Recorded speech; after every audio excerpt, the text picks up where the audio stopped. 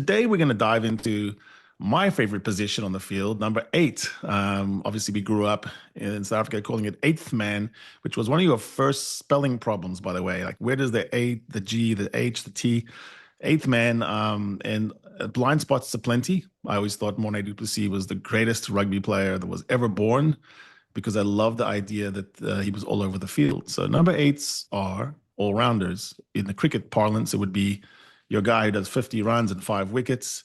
You're not going to put him in one or the other. He's both. You put him anywhere on the pitch. You're not worried about your number eight. You're not going, oh my God, no, he gets the ball in the space. It's okay. Number eights can handle. We all grow up with a coach telling us what it is. And the higher we go, the more specialized positions become. When you're playing a lighty, barefoot, Saturday morning, it's more just best available player gets stuck with the ball somewhere. And eight often is that guy. You're number 10 and number eight. But as you get higher up, there's more specialization. What's interesting about this position, Andre, today is that when we talk about eights, every loose forward thinks they can play eight. Every loose forward can actually be shunted over to number eight and nothing bad happens immediately. You don't have to walk to a line out and throw in a ball. So Kwagga Smith can line up against Ireland at number eight. It's only in the carnage, when you look at it later, there was too many slip tackles or ball in contact lost, and you realize there's a meaningful difference between a proper certified Artie Surveyor, Kalen Doris, Greg Aldreet, Jasper Wiese, Dwayne Vermeulen, and someone who's playing in that position alongside them. And I thought about it. I had a really influential coach growing up at provincial level, first representative team. We'll call him Potgieter, but that's what I'll call him. So Potgieter had a pipe, and he always used to walk around the practice fields as he got to know the floppy-haired kids from Cape Town, and he was, from the Boerland. And he would just kind of say these things to us. As he picked you for a position, he would just say a thing. It was like God talking. It was really important what he said. And he would say a thing, and then he would wait and say another thing. And so he was picking me as the eight, and he said, hey, you're my number eight. And then he's walking around puffing his pipe, and he's like, be a bear. And I was like, oh, okay, be a bear. And then he'd walk around the field, come back, and he'd say, be our bear. And I would go home at night, go, what does that mean? I would look in the old-fashioned encyclopedia, bear. Oh, okay, what did the bear do? Your sense of smell, hibernation, what was it meaning? I think I got from that play big and win space. If you're going to be in a space, be the alpha male, the predator. And so he would do that. And then, in a final practice before our actual first match, he said something else. He said, see the map. And then puff, puff, puff. Be the map. I was like, I don't know where you're coming from, man. But I've always thought about that ever since. It's like a bear with a map in his head. And when I just say these names, just think about these guys' names and think about maybe that it does make sense. Morne du Plessis, Tulupe Falatau, Zinzan Brook, Buck Shelford, Sergio Parise, Gary Teichmann. You can almost see that these guys did see the field really well because they linked. They were the back of the lineout, yes. They were the back of 20 scrums in those days sometimes. So your decision whether to pick and go, which side to go, your communications with the backs. And then, the back of the lineout was a no jump zone and a lot of scrappy ball back there. So it kind of made sense to me that you have to see the game as if you have that camera in your car. When you're backing up nowadays, sometimes you might have a camera in your vision. An eight's got to see the game like that. And we have some really clever bears right now playing number eight. Kalen Doris, to our chagrin, was really good in that Irish series. It's a shame that he's injured for Lions because he's one of the greats now. Kieran Reid was a guy who tortured us as an All Black. Remember how he always had that perfect beard, 4 days, not ever growing a beard, but almost a beard. He won the coin toss every time, I feel like. And then if you needed someone to hide the ball in the trams and then offload it to someone, and get him away, that was Reid. I think Dwayne Vermeulen, we just saw one of the greats.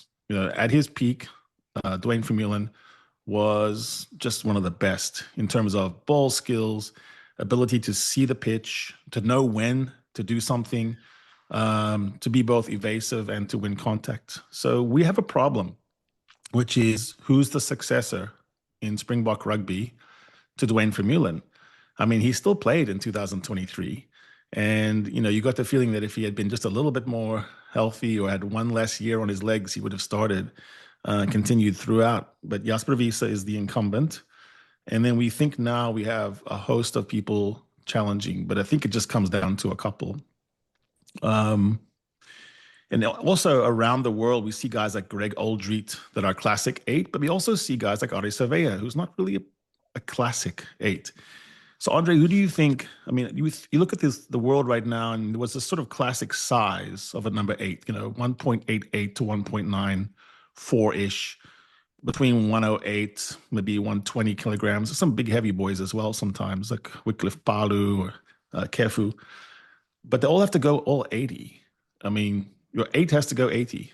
So when you look at the world now, do you still think it's important to have a proper eight? Or are you okay with this idea of a Ben Earl or, kind of just stuff someone in there that can run around and pretend to be an eight? Which do you like?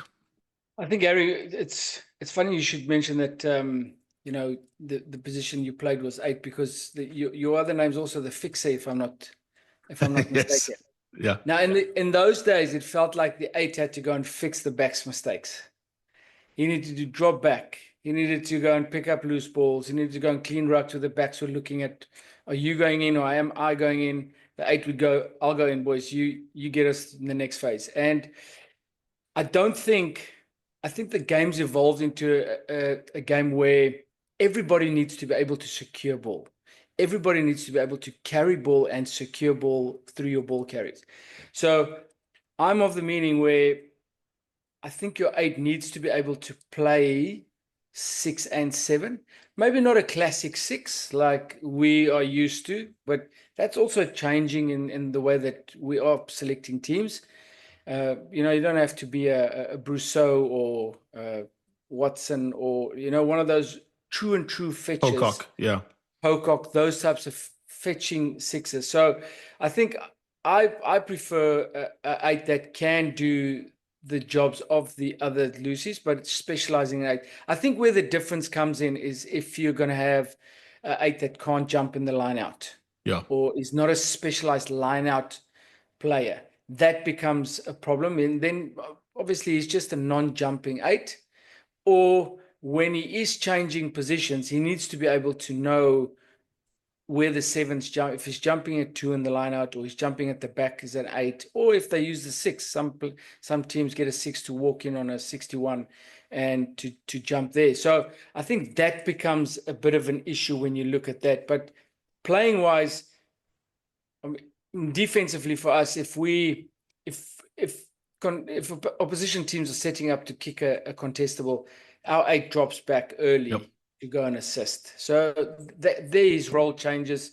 A lot of teams are doing that at the moment anyway. So you get him back on first phase defense. If he's not a great contestant in the line out, he's defending in what we call Chinatown, just in that outside the vacuum. We want double hits, and you want a guy that can defend there. But also, if he needs to fold, the speed needs to be there. He needs to cover that space on the next phase. So no, I think I'd prefer someone like a Hanekom or Wiese's an 8 that defends like a 6, for instance. Yep. I'd prefer those types of players in there, unless it's to your detriment in the lineouts. It's very interesting because there's nothing per se that says the guy carrying your 8 on the jersey has to do X, Y, and Z. Sure. But there are things that you need from a team. And one of those is high carry and close quarter tackling and the hang back on the kick. So if you're doing that, you're not chasing a lot of kicks as well, because a lot of those kicks are kicks to get a kick back. So Falatau was always a hang back guy, and then he would do his storming run. Dwayne Vermeulen made, his whole career on that idea. Safe hands, never drop the ball, would always make the gain line, engage 2 or 3 tacklers. He's one of the top levels. Wiese does that. Roos does that. Hanekom does that. And another guy we're going to talk about does that, which is making 2 tacklers be interested. And if you make that tackle also skeptical, like you don't know if it's actually going to be completed, then you interest a third guy who's just hanging around, and suddenly you've created space out of nothing. The other thing is, if CJ Standard played 8 and he was Joe Schmidt said he would accept 15 to 20 carries every game. So I didn't have to worry in my 120, 140 carry plan. Oh, where will I get the lion's share? I already had 2 of them done. I had CJ and Henshaw or something. And so the same thing I think in 8s for Bok Ball is that guy's going to truck it up in the worst possible situations. You're giving your 8 a lot of the carries that are not going to give you good meters. But you still have to not lose ground.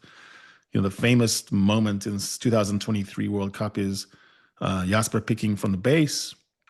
There's no time left, and he just has to survive in the tackle. He doesn't have to make. In fact, he could lose 5. It doesn't matter. He just has to be able to present the ball in such a way that someone can kick it out, almost fall down, kick it out, and there's the cup. But I think that's interesting. You talk about evolution from 80s to aughts and to nows. Because if there was going to be a position that did evolve, it would be number 8. And here's why. We invented the number 8 position in South Africa. 1920s, it used to be whoever got rocked up to the scrum, you just went in whoever got there first. So there was generally a 3-3-2 or a 3-2-3, but there was never a 3-4-1. Didn't exist in the whole world. And they would rock up and you just go in and whoever stuffed their head in first got in there. It was detachable. It was there were some wing forwards, they called them. The wing forwards were just those guys on the edge of that back 3. So you had a flank and an 8 and a flank before they were called that. They were called wing forwards. So Stellenbosch, the Marties, were having a lot of trouble with the Ikeys. UCT was beating them all the time. And the guy that was beating them in the 1920s was this guy named Benny Osler, a wonderful player who, like you, played 10. And one thing we know now, then, and forever is you have a 10 who can control a game with his foot. It's a big thing. And it can negate everything else. So the Marties were frustrated with none of their loose forwards getting to touch him and get him, hurt him, put him on the ground. And so the Marties, in the sort of stroke of genius, invented this forward setup where it was 3-4-1. And they just moved their wing forwards one position up, and that one little movement made them able to get to the 10 quicker. And so that became the thing in South Africa. By 1928, the Boks were doing the same thing. They'd taken up the Marties' way of doing it. And what they didn't know, because inventions sometimes have these hidden benefits, is because it made the scrum better. It literally was a better way to push the scrum. All Blacks were stubborn. They didn't want to do it. I think it was in the late 30s before the All Blacks kind of said, okay, we'll do the first row, second row, and then the 8-man by himself. So the reason why I'm saying that is because the position wasn't really a thing. It wasn't really recognized as its own thing until the 1920s, 30s, and then people called it different stuff. I think the Australians called it the anchor man, which is interesting. Other one is a solo lock. I think the English called it a solo lock. And finally, in South Africa, they said, no, it's the 8th man. And that's what it became until the Kiwis said, no, it's a number 8. And now we just use that because it's easier. But when I look at that and I think about the idea of an anchor or a solo, it is one of the positions on the field, even if you're behind a scrum that's doing well and you're deciding how much to football it, soccer it, and pick and go, like you saw yesterday, Cameron Hanekom just doing it just right, using Roan Nortje as sort of shield and then battling 3 guys to get over the try line. Or you're also at the back of a scrum that's disintegrating and you've got to make a big decision really quickly. And the last thing you want to do is your team to see you knock it on or fumble it. So it's a position of confidence, like a fullback, in that if your 8 is stumbling, you really feel bad.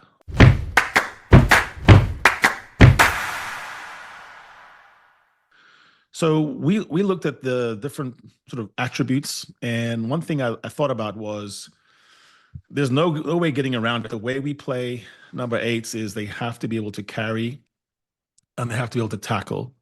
And I cannot even separate them. So I'm just calling it the carry tackle, the gain line, the trench carry, the carry when you know you're going to get tackled.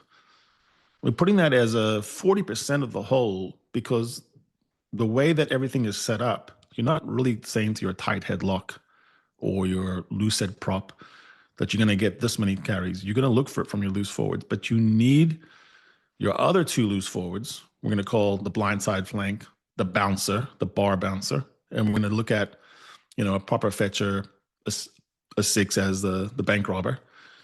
If those guys are doing what they're supposed to do, somebody has to carry the ball 12, 14, 16 times, and someone has to tackle 12, 14, 16 times.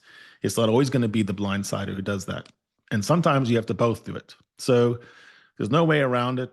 The repetitive nature of that carry tackle and the dominance of it, your first ruck, your second ruck, your third ruck, being able to assemble it and get momentum is a sign of good teams. Interesting about this position is it's not always the position where you think, that's why that team won the World Cup, or that's why that team won. But when you look at the teams that did, they almost always have someone that you really think is good.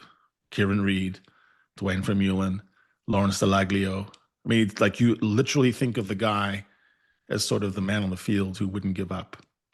So what do you think about carrying that first category as being the load, the carry, the tackle? Do you see it that way too? Harry, for sure. I think a high volume carry, high volume tackler is definitely a top priority for your eight. And where they find themselves, it's a determining factor for second, third phases for attack and defense. And once you get that wrong, either side of that coin, the other side gets an advantage, and they set early, they can defend the next phase a bit earlier, and your attack just snowballs. And that's why we'll go through the clips later, but because these guys are exposed to such high volume carries and tackles, if you've got 12 carries, 15 carries, and you expose the ball in the carry 15 times, percentage-wise, you're going to start losing ball either in the air, because guys are going to start working out. Now, where they are lucky is these boys are often really powerful, and their footwork is of such a nature where they get into really small spaces. It looks like nothing, but just missing the double shot by this much gives you an extra inch into that seam, and you can keep the ball, even though you put it in the wrong arm. So I think it's so much more important for them to get the technique right of this, of their carries, to be able to ask another question from the defense. And like I said, we'll get to it in the clips. And the same with the tackling. It's if you get an eight that's not getting front on tackles most of the time, now some of them tackle, they soak because they want to steal, and I understand that. But if you're not getting to the ball, you're costing yourself a number on the defense, and what you're actually doing is you're speeding the ball up for them even more because there's no tackle fight. So just on that, I think having fundamental or basic fundamental strengths within those categories is very important for them. Yeah, exactly. So I think we're good on that 40%, the lion's share, the biggest category, not the majority, but a lion's share of it being in that tackle and carry zone. It's in the funnel, we'll call it, in that they don't often get first ball wider than third channel, and they're being asked to take people who are steaming down their channel. So it's a stopper. It's the ability to take on not just your opposing number, but just, Courtney Laws and Mara Toje coming down the channel. You're looking at your eight and saying you should be able to stop that boy in his tracks. Yeah. And if you aren't able, you're a good player, but you're not a test eight, because you're always going to look at your test eight as a bear, able to stand him up and grapple and wrestle. I heard a lot of stories that must be true then about of all the guys in the box setup, the current box setup or recent, that the one you wouldn't want to wrestle is Dwayne Vermeulen. It doesn't matter what his numbers are in the weight room. Doesn't matter what his bench press is. Doesn't matter. He's just a guy you wouldn't want to grapple with. And I think grappling skills is something we think of Jasper Wiese, and we realize, it's just difficult to put him down. I've watched so many games when he played for Leicester Tigers where on a small pitch, on a damp day, I think the plan was just give it to Jasper. And he became the highest volume carrier. He played the most minutes.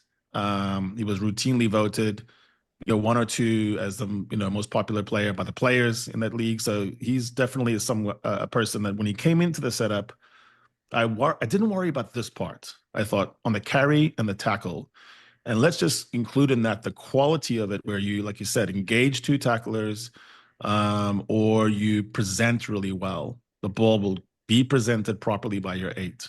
And you think about these guys: Aldreet, Kalen Doris, Audie Surveyor, Vermeulen. You never had to worry about that. I worried more about the next problem.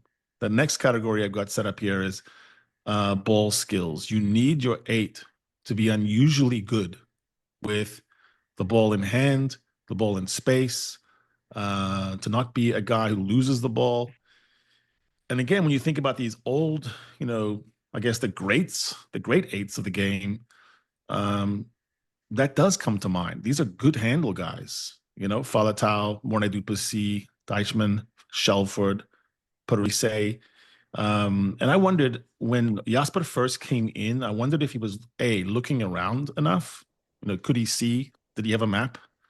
Or was he just a bear, that came out of the hibernation cave ready to eat? I didn't know if he was or was not. And I think Jasper would be the first one to say that he did have to grow on that.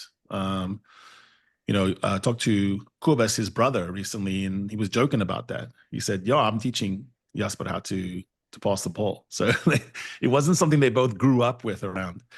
When you think about ball skills for an eight, just take me through that. The scenarios are usually you've got a restart. Number eight's the most frequent person to catch the restart for the forwards. You want that guy passing, or do you want him to take it to ground and present? And then the next part of play is what we call general phase play.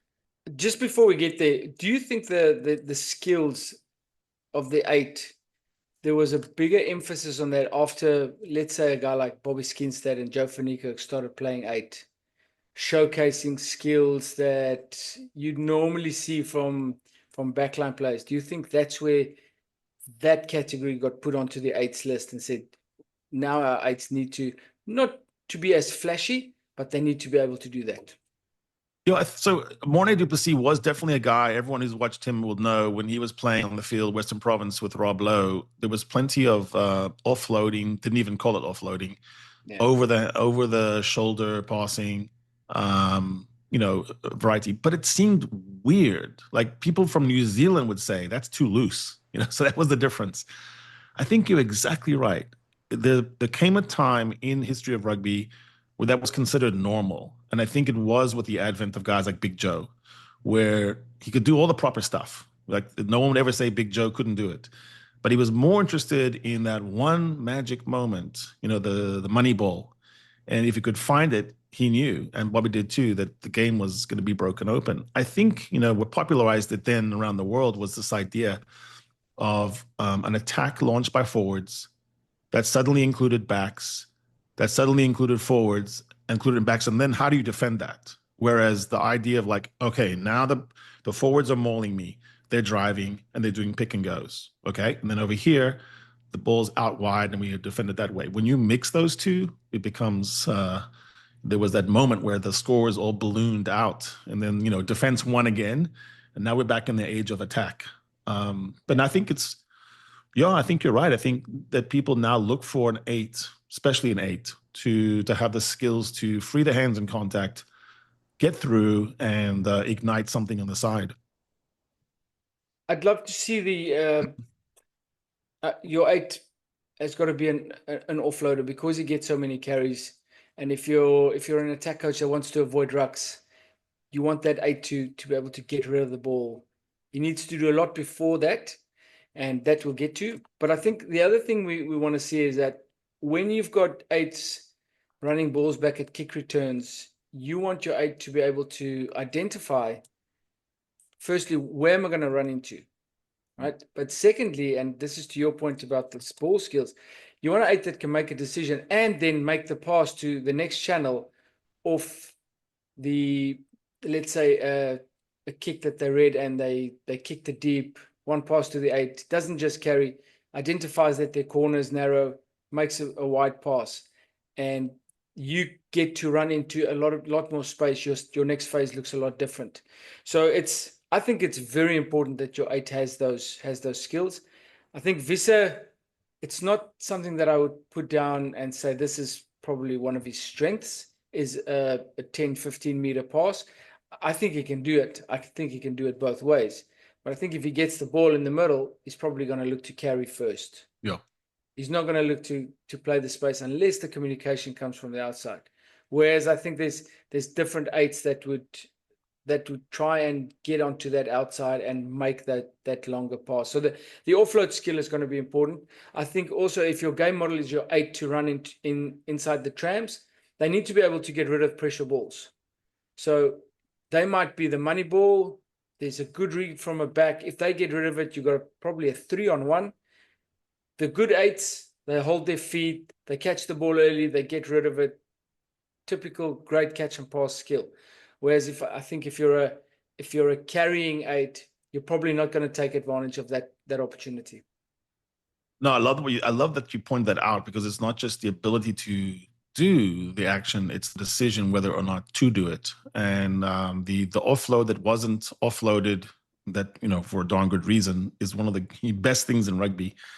England was playing Alex Dombrand for a while, Harlequin's guy, and at club level, it's brilliant because he's always looking to offload. But the lost offloads at Test rugby will kill you. I mean, literally 3 or 4 of those on the floor. And we saw with Archie Snyman having such a wonderful season on offloading. And then Leinster runs into Saints, and they use those balls to survive and to win. So, I think for sure Visa's, first thought of carry tackle is more important than the ball skills. The ball skills themselves, it's not just about making the miracle play, it's about making the right decision. Yeah. And that's where probably he still needs to grow. We look at guys like Dan Dupria that are playing for Sale, and he's a guy that looks to offload a lot, and I think it's almost held him back. I don't think he's in our conversation because Rassi and those guys are watching how many times that doesn't come off. Kwacha in his stint at 8, same thing. Siya Kolisi's been playing 8 for Sharks a little bit this season, and the tendency to go a little bit too loose before you've made the yards, the hard yards, as Dwayne always talked about. I think you're right. So there's no way around it. Elrich Lowe actually had a really good, I thought he played well at 8 when he saw it, because he kind of knew that my first job is to be the bear, and then I've got a map I can see. My third category is that, seeing the field, seeing the pitch, feeling the game. And by this, I mean, what are you doing off the ball to get in the right place for where the play is going to be? So I'm gonna go ahead and say Kieran Reid was one of the best at that. He played off of Richie McCaw and Jerome Kano, so it's nice. But still, someone had to, he had to get to the position where he could make that final offload in some of those incredible matches with the Boks. So the big carry, tackle, gain line machine, the balls, the subtle ball skills, not losing the ball in contact, presenting well, and making the offloads. And then this next category is just understanding, the map of the game. Be a smart, clever forward. When you see that category, what comes to mind? And is that how you see it as well? Your 8 has to be one of the forwards who can see the game. Yes, and again, it's the identification. It's not just calling the ball to carry it up. While the ball's getting kicked back, you're the eyes of the catcher. You're looking up, going, I don't want this ball. There's loads of kick space behind. Kick it to A1 or B2 or whatever your calls are. So firstly, it's that being in that situation, being the eyes of the catcher. Then if you're running in trams, you're probably going to be setting up on blind sides, getting up off that, scanning immediately, looking for opportunities for teams that overfold, looking for opportunities to run into vacuums of ruck defense that's not set, etc. I think that's exactly what you said about Dwayne. Dwayne was always looking for opportunities. And I think as you get older, you want to stop running into walls, so you have to be more clever. Yeah. So if you're going to run onto weak shoulders and guys not set yet, I'd prefer to do that. So definitely seeing the field. There's a clip I'll show of Cameron Hanekom. On the way to the ruck, you can see him looking up, seeing that the fold is slow. This guy's waiting for the fold. So he's not 100% set at the ruck, and then he picks and goes from there within the phase. If Yeah. it's a play or not, I don't think so. I think it's Cameron Honeycomb seeing the field, looking up. And then all the eights coming off the back of a scrum, firstly controlling, like you said, any type of ball that's been kicked, hooked, getting there, just getting off the ground, getting off the back of the scrum, and then determining, have I beaten the Lucy? Where's the space? There's a great clip of Evan Roos that we'll look at where he gets off the side, beats the Lucy, and then one of the backs got a late jump. So there was this inverse little dog leg, and he went straight to that space, which means he saw it. He's looking at the field. So that's a big one, not just for your own play, but being the eyes of the players around you. That takes time. I think you have to see enough pictures for them to replicate and then flash back into your mind and then be ahead. And the guys we're going to talk about, I think all of them are at that phase now. They were not necessarily at that phase 2 years ago, but they're starting to see it. My final category, so we went through the carry, the ball skills, the seeing the field, is durability, the 80ness of you. You know, can you go 80? There's just no way around it. And in a strange way, when you go heavy on the bench and you even go to 7-1, someone's still going to be the one who stays. And so that has tended to be, whether it's Kalen Doris, Greg Aldreet, Artie Savea, Visa, Vermeulen before him, it tended to be the number 8. That just, there's no way around it. Is that because the number 8 possesses particular kind of skills? No, it's the readiness and the load that they have to carry, and the fact that it's just not for everyone, you know. And so, can you go 80, and then can you play 12 tests in a year? Everyone can get injured. There's no way around it. There's luck, and the body is the body. But there are some players, either because they're, I don't know, got some ancient roots in them that hasn't evolved out. They've got bone structure because they have particular gifts that are genetic. They just don't stay injured very long. And they also come back really well. And they also, in the moment itself, people bounce off them. And there's other people who are plenty strong, incredibly tough, but they get injured more. So we're reserving that as sort of a weird wild card here. But if you think about it, it can really change selection practices. Okay, so now we've got the categories agreed to, I think. There's obviously some slippage here and there, but we have the main categories. We have the skill sets. And what we're going to do now is in our next show, we're going to go through each of the incumbents, but also the challengers and the dark horse for the Springboks at number 8, and take us through each category, assign a score, and then we're going to get into Andre's clips. So you're going to show us and tell us a little bit about what you see, and we're going to comment on it. So come back and join us. Right, Harry, I look forward to that one. And I think there's going to be a couple of surprises waiting for the people, and there'll be some clarity on why these gentlemen are so good.